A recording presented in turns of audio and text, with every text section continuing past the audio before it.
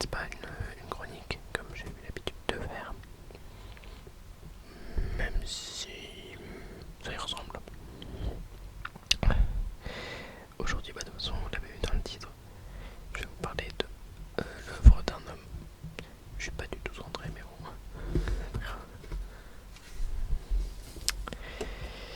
Donc, vous l'avez vu dans le titre, l'œuvre d'un homme très très connu, un pilier de la bande dessinée franco-belge. Je veux bien sûr vous parler de Georges Rémy, alias Hergé. Alors bien sûr, il est le plus connu pour Tintin, bien sûr. Mais cette fois-ci, j'aimerais vous parler de manière plus globale de ma passion pour Hergé, puisqu'il n'a pas fait que Tintin. Bien sûr, j'en parlerai. Il y a juste quelques petits points que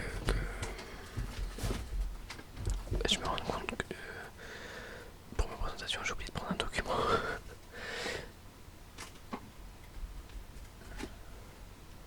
Je vais le prendre tout de suite, comme ça ce sera fait. Voilà, puisque je vous parle de Tintin, mais pour cela, j'ai préparé la Bible de Tintin.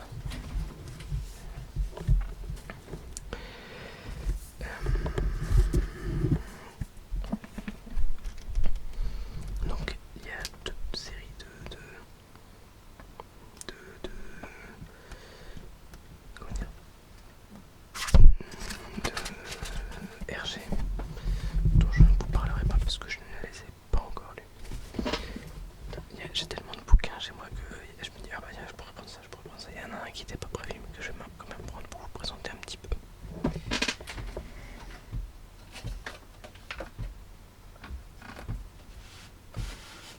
Voilà, surprise, surprise. Donc il y a deux séries de Hergé dont je ne parlerai pas. Ce sont Josette et Jonco. Les 5 albums, donc alors je connais pas les titres de nom, mais le titre, je crois le testament de Monsieur Plump, il y a la vallée des Cobras, le Manitoba ne répond plus, voilà. Et la série, enfin l'album unique, Au pays des lapins, je me souviens plus du nom des personnages. J'ai aussi un album avec un aigle, je crois que c'est l'aigle rouge, mais à vérifier que je n'ai pas lu non plus parce qu'il est beaucoup moins connu. Alors, est-ce que je vous parle d'abord de Tintin ou pas? Ouais, bah de toute façon j'ai tous les documents là. Alors, Tintin. Grande histoire d'amour, j'ai découvert Tintin comme beaucoup quand j'étais jeune. Et bon, j'avais commencé, d'ailleurs j'aurais pu même prendre l'album qui est là-bas. Hop. Vous voyez là, il y a un album, Les Archives Tintin, Lotus Bleu. En fait, justement, mes parents m'avaient abonné à ça et j'ai reçu qu'un seul album de Lotus Bleu. J'aurais bien aimé tous les avoir, mais vu le prix maintenant, en occasion, ça coûte une blinde. Mais de toute façon, les Tintinophiles le savent, tout le merch et tout ça autour de Tintin vous raquez à mort, c'est ça le problème. C'est pour ça que je n'ai pas de figurine de Tintin.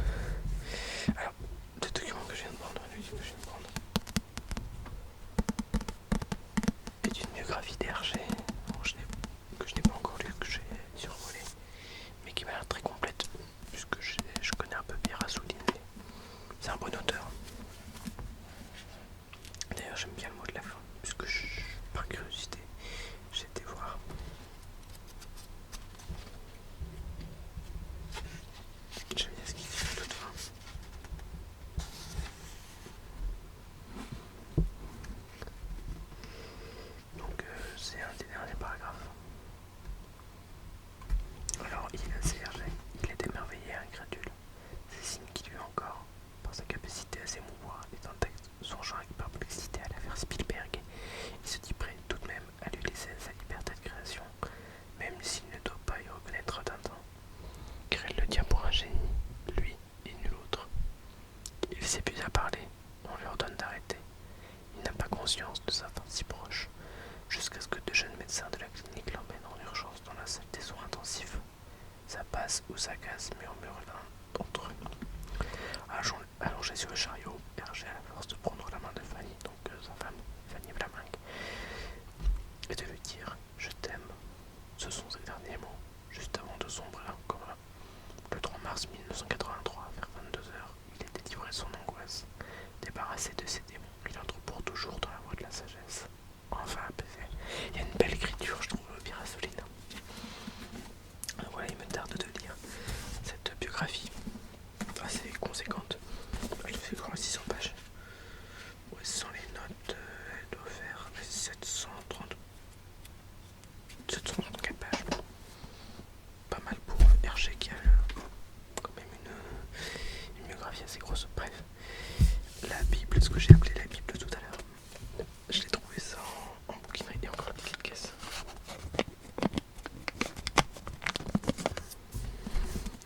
Le dictionnaire amoureux de Tintin. Il y a encore le prix derrière. C'est bien, c'est drôle. J'ai parcouru un peu quelques articles. Donc de Albert Algood. Mais franchement, c'est pas mal. En plus, il parle des autres œuvres de Hergé, dont une dont je vais parler juste après. Et voilà, il évoque les personnages du capitaine Haddock, personnages un peu plus secondaires comme Zorino qu'on voit dans le Temple du Soleil et dans les 7 boules de cristal. Non, on voit pas dans les 7 boules de cristal. Je sais plus. Pourtant, je l'ai relu il y a 2 jours. Je sais plus, mais voilà, Zorino c'est sûr, on le voit dans le Temple du Soleil. Voilà, il parle aussi de la Castafiore. Je pense, je sais pas, j'ai pas vérifié s'il parle d'autres personnages, des vilains comme Caridas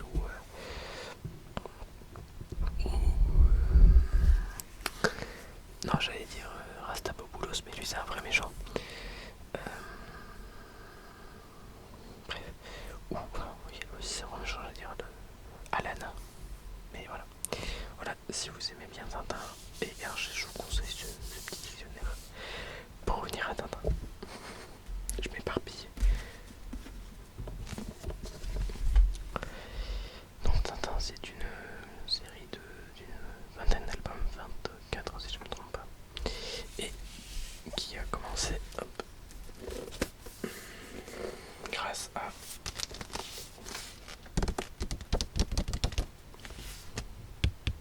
Totoro, CPD Anton. Alors il n'y a pas eu beaucoup d'épisodes de Totoro.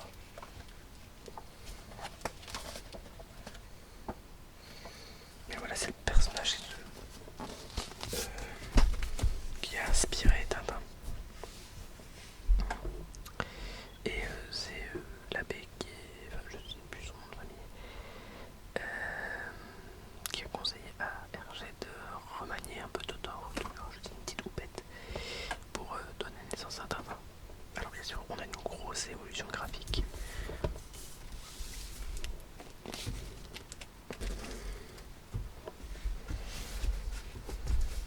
Je vous parle au reste de tout ça après. Surprise, surprise.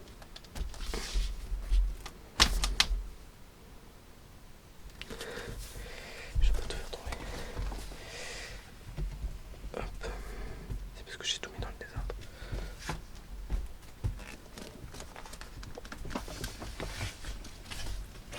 Voilà. Donc, Tintin. Alors, c'est lourd. La plupart des objets que j'ai là sont lourds. Voilà. Donc là, c'est l'intégrale des aventures de Tintin. Sauf les albums tirés des films dont je vous parlerai après. Autant les films en live, comme Les Oranges Bleues, que les films animés comme Le Lac aux requins. je parle pas trop des deux films d'animation, l'affaire Tournesol et le Temple du Soleil, parce qu'ils ont adapté des albums. Donc voilà, tout un temps. Et donc,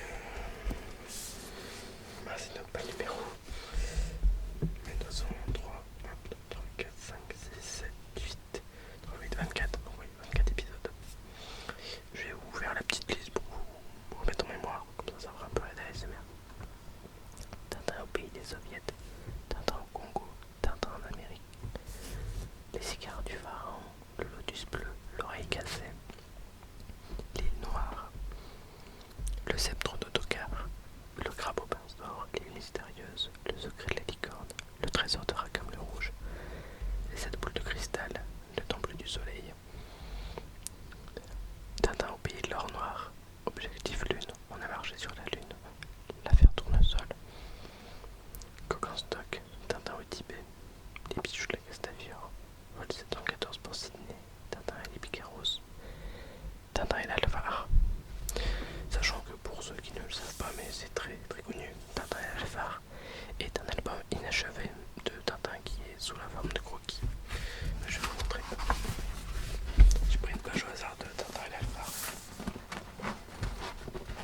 C'est dur. Voilà. Les croquis et la transcription en mode plus lisible. Donc voilà, on est passé par de grosses étapes entre Tintin au pays des soviets et le dernier Tintin, enfin le dernier achevé, Tintin et les Picaros. C'est une grosse évolution graphique. Après j'ai quelques autres albums, enfin deux, sans compter le Lotus bleu là. Tintin les frappes au passe d'or, au pince d'or. Je l'ai mis à celui-là parce qu'en plus de la BD, il y a un petit dossier juste avant. Et j'ai aussi cette vieille édition. Tintin et l'île d'or, enfin vieille, je sais pas de quoi elle date.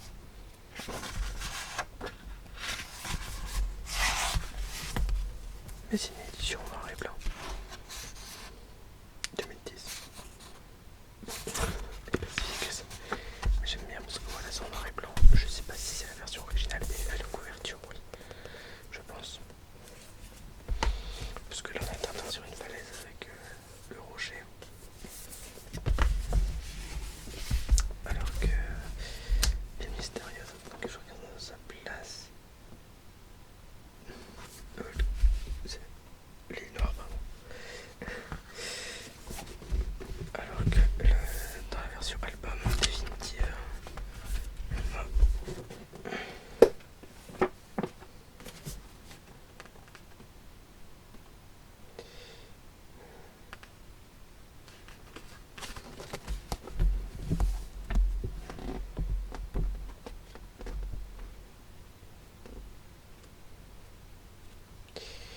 ça c'est un temps en Amérique.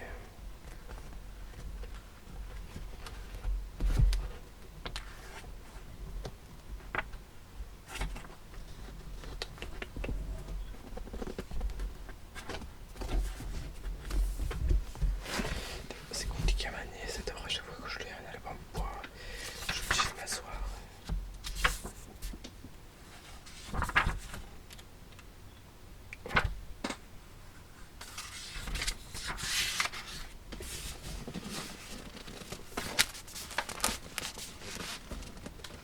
Voilà, l'image est différente. Purée que c'est long. Bref, c'est sur les tergiversations. Pourquoi j'aime Tintin? Sa galerie de personnages, même s'ils sont essentiellement masculines, et que la seule femme d'importance reste la Castafiore qui est encore une caricature. Je vous laisse aller voir l'interview d'Hergé sur ce fait, et je vous laisse aussi aller voir les excellentes vidéos review des épisodes animés de The Reg. Je les regarde en boucle tellement elles sont qualitatives.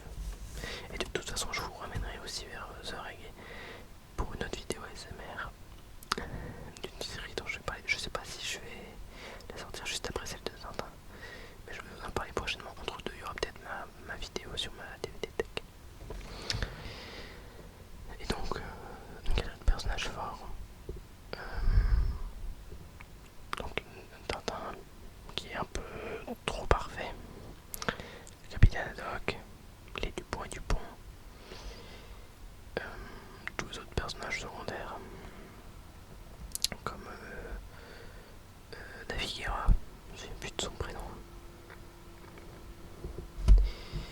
aussi voilà, les personnages importants à chaque album. Le roi de la Sildavie dans le sceptre d'Ottokar. Oui, il y a aussi le professeur Tournesol qui est au centre de quelques albums comme le Vers Tournesol ou Le Temple du Soleil et Zut, c'est un mauvais jeu de mots, parce que aussi le personnage de Zut il est pas mal. Le Temple du Soleil et les 7 boules de cristal, voilà. Donc on a aussi des personnages un peu plus secondaires comme Zut, Nestor, Caritas qui apparaît surtout dans Vol 714 pour Sydney. Wolf qui apparaît surtout dans le diptyque Objectif de marcher sur la Lune. Ce que j'aime bien, c'est qu'il y a quelques diptyques qui sont très intéressants, comme les écarts du pharaon et le lotus bleu, avec Philémon Cyclone aussi, un personnage assez drôle. Donc, Sigar Lotus, et aussi Chang qui apparaît dans 2 albums, mais qui est waouh, c'est un beau personnage, je trouve. Vu qu'il est calqué sur la vie de Hergé, puisque Chang, je crois que c'est Chang Chanzen, est un ami d'Hergé. Et franchement, voilà, on a une vraie part personnelle de Hergé dans son œuvre. Donc pour revenir au diptyque, on a donc Objectif de Lune, on a marché sur la Lune. Il y a aussi, attendez, je vais prendre les albums. On a aussi Le Secret de la Licorne, Le Trésor d'Arkham le Rouge, donc les boules de cristal et les temples du soleil. Et je crois que c'est tout. Pas une tique, mais c'est déjà pas mal parce qu'on a 2, 3, 4 sur 24 albums. Ça va. Puisque ça fait déjà 8 albums, ça fait presque un tiers. Bah, ça fait un tiers parce que 3, 8, 24. Donc voilà. Alors bien sûr, tous mes albums, enfin tous les albums, il manque peut-être un ou deux. Mais voilà, je les ai presque tous lus. Et franchement, c'est toujours un plaisir. Parce que c'est drôle, c'est intelligent. Je pense que pour l'instant, mon préféré est Tintin au Tibet pour son ambiance et son aventure plus humaine que voilà, les trafics d'armes, les trafics de drogue, sauver un roi, voilà, retrouver une vieille statue dans l'oreille cassée ou voilà. Et donc, avant de venir au point suivant, j'aimerais vous présenter les DVD Tintin.